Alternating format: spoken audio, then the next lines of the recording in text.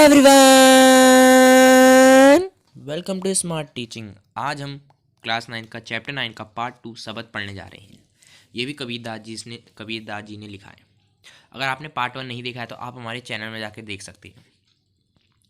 तो हम पहले पैराग्राफ से स्टार्ट करते हैं। मोको कहाँ ढूंढे बंदे, मैं तो तेरे पास में, ना मैं देवल ना मैं मस्जिद ना काबे कैलाश में। इन पंक्तियों में कबीरदास जी कहते हैं कि जो मनुष्य है वो मुझे हर जगह ढूंढ रहा है, हर जगह ढूंढ रहा है, लेकिन भगवान तो हमारे पास है। कबीरदास जी कहते हैं कि मनुष्य भगवान को हर जगह ढूंढ रहा है, दूर दूर तक ढूंढ रहा है, हर दिशा में ढूंढ रहा है, लेकिन भगवान उनके पास है। ना मैं देवल ना मैं मस्जिद ना काबे कैलाश में। ना ही भगवान देवल में है, ना ही मस्जिद में है, ना ही काबे में है, ना ही कैलाश में है, वो हमारे पास है। ठीक है। ना तो कोने क्रियाक्रम में, ना ही योग बैराग में। ना तो भगवान क्रियाक्रम में है, ना योग में है, और ना ही बैराग में। बैराग मतलब साधु संत। ठीक है। तो कबीरदास जी इस पंक्ति में कहते हैं कि ना तो भगवान किसी क्रियाक्रम में है, ना ही योग में है, ना ही साधु संत में या बैराग में है। ठीक है। खोजी हो तो तुरते मिलहूँ, पल भर की तलाश में, कहे कबीर सुनो भाई साधो सब श्वासों की श्वास में। कबीरदास जी कहते हैं कि अगर तुम खोजी बनोगे, अगर तुम मुझे ढूंढोगे तो मैं तुम्हें पल भर की तलाश में मिल जाऊंगा। मतलब थोड़ी तलाश में मिल जाऊंगा, थोड़ी सी देर में मिल जाऊंगा। ठीक है। थोड़ा सा समय लगेगा मुझे ढूंढने में, थोड़ा सा बस। तो कबीर कहते हैं कि सुनो भाई साधो, मैं सबकी श्वासों की श्वास में हूँ। मतलब कबीरदास जी कहते हैं कि जो भगवान है वो सबकी सांसों में बसते हैं। ठीक है।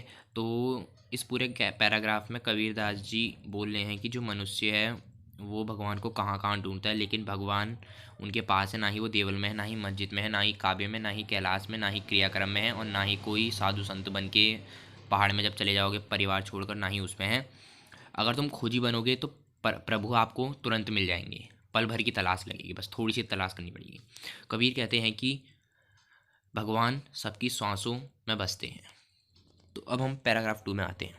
संतो भाई आई ज्ञान की आंधी रे, भ्रम की टाटी सबे उड़ानी, माया रहना पानी। कबीरदास जी इन पंक्तियों में कहते हैं कि संतो भाई ज्ञान की आंधी आ गई है, और जो भ्रम की टाटी थी वह उड़ गई है। ठीक है। और उस भ्रम की टाटी को जिस रस्सी से बांधा था वह भी उसको संभाल नहीं पाई है। ठीक है।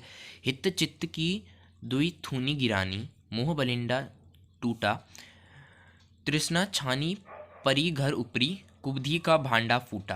अब हित चित मतलब मन की जो बुरी अवस्थाएं होती हैं, जो मन की बुरी अवस्थाएं हैं उसको, मतलब छत को जो हमारे मन की बुरी अवस्थाएं हैं उसको जो बलिंडा मतलब जो डंडे से सहारा दिया जाता है। ठीक है।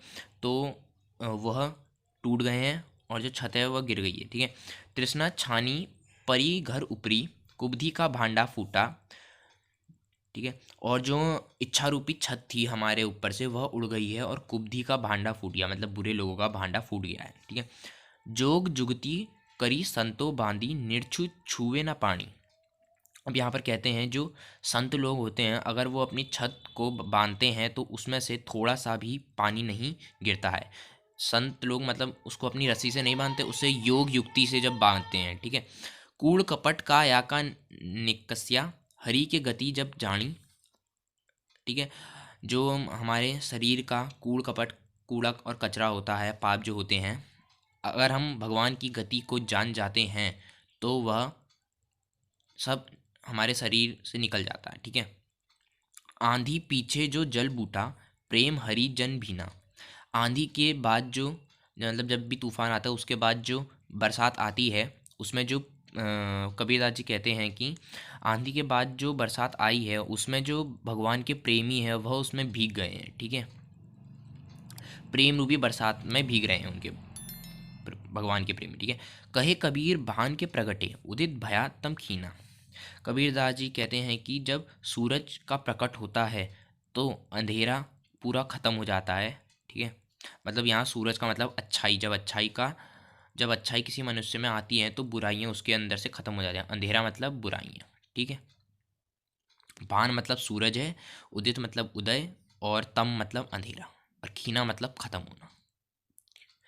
तो आज की वीडियो में बस इतना ही। अगर आपको वीडियो अच्छी लगी हो तो वीडियो को लाइक करना, चैनल पे नहीं हो चैनल को सब्सक्राइब करके बेल आइकन कॉल पे सेट कर लेना। तब तक के लिए good bye and take care.